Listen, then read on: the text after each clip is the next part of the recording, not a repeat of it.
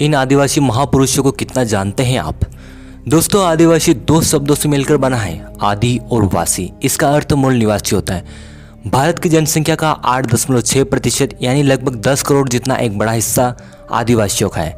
आदिवासियों में ऐसे कई महापुरुष हुए जिन्होंने भारत देश को एक नई राह दिखलाई। आइए दोस्तों, आज हम भारत के आदिवासियों के 5 महापुरुषों के बारे में जानेंगे। नंबर 1, भगवान बिरसा मुंडा।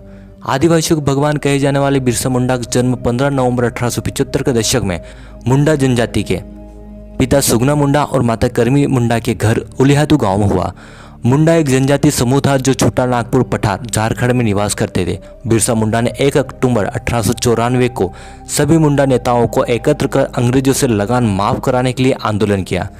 1897 में उन्हें गिरफ्तार कर लिया गया। 1897 से 1900 के बीच मुंडाओं और अंग्रेज सिपाहियों के बीच युद्ध होते रहे। अगस्त 1897 में बिरसा और उनके 400 सिपाहियों ने तीर कमानों से लेस होकर खूंटी थाने पर धावा बोल दिया। 1898 में तांगा नदी किनारे मुंडाओं ने पहली बार अंग्रेजों को युद्ध में हरा दिया। जनवरी 1900 में डोमरी पहाड़ पर एक और संघर्ष हुआ जिसमें बहुत सी औरतें व बच्चे मारे गए। 3 फरवरी 1900 को चक्रधरपुर में जमकोपाई जंगल में बिरसा मुंडा को गिरफ्तार कर लिया गया। 9 जून 1900 को अंग्रेजों ने बिरसा मुंडा को जहर देकर मार दिया। बिरसा मुंडा का 1899 से 1900 के बीच चला उलगुलान विद्रोह बेहद चर्चित रहा। उन्हें धरती आबा व भगवान कहा गया। 15 नवंबर को बिरसा मुंडा जयंती जनजाति गौरव दिवस के रूप में मनाई जाती है। नंबर 2, तिलका मांझी। अंग्रेजों के विरुद्ध सर्वप्रथम आदिवासियों ने विद्रोह किया और उनके नेता तिलक मांझी थे। तिलका मांझी का जन्म 11 फरवरी 1750 में हुआ था।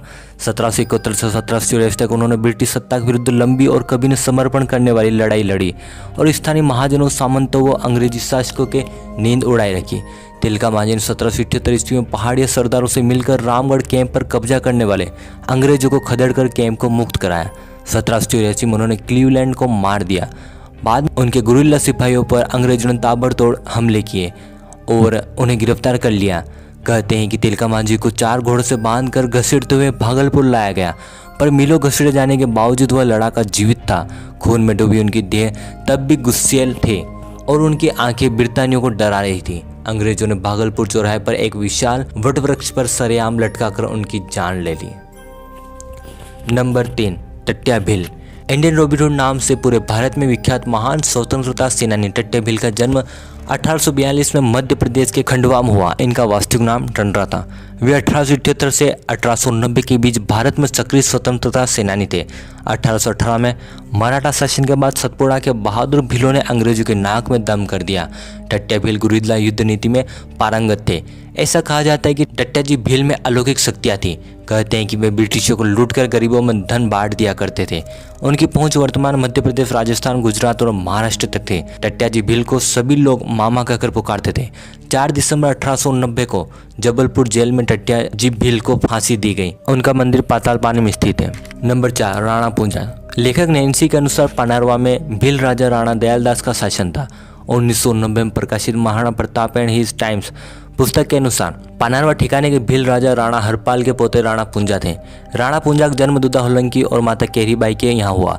राणा पूंजा भोमट पानारवा के शासक थे। जब मेवाड़ पर मुगलों का संकट उभरा तब महाराणा प्रताप ने राणा पूंजा जी को याद किया। राणा पूंजा जी के पास मेवाड़ और मुगल दोनों ही सहायता प्राप्त करने आए थे। तब राणा पूंजा ने मेवाड़ का साथ दिया।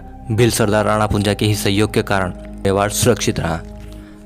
नंबर 5, वीर कुंवर नारायण सिंह। छत्तीसगढ़ के पहले शहीद के रूप में जाने जाने वाले वीर नारायण सिंह का जन्म छत्तीसगढ़ के सोनाखाना में 1795 में एक जमींदार परिवार में हुआ था। इनके पिता का नाम रामाराय था। इनके पूर्वजों के पास 300 गांवों की जमींदारी थी। 1856 के अकाल के समय भी अंग्रेजों और साहूकारों के अवैध जमाखोरों से अनाज लूटकर भूखी गरीब जनता को बांट देते थे। इस कारण 24 अक्टूबर 1856 को उन्हें बंदी बनाकर जेल में डाल दिया। उनके घोड़े का नाम कबरा था। उन्होंने 500 लोगों की एक बंदूकधारी सेना बनाई थी। 10 दिसंबर 1857 को रायपुर में अंग्रेजों ने उन्हें सार्वजनिक रूप से फांसी दे दी थी।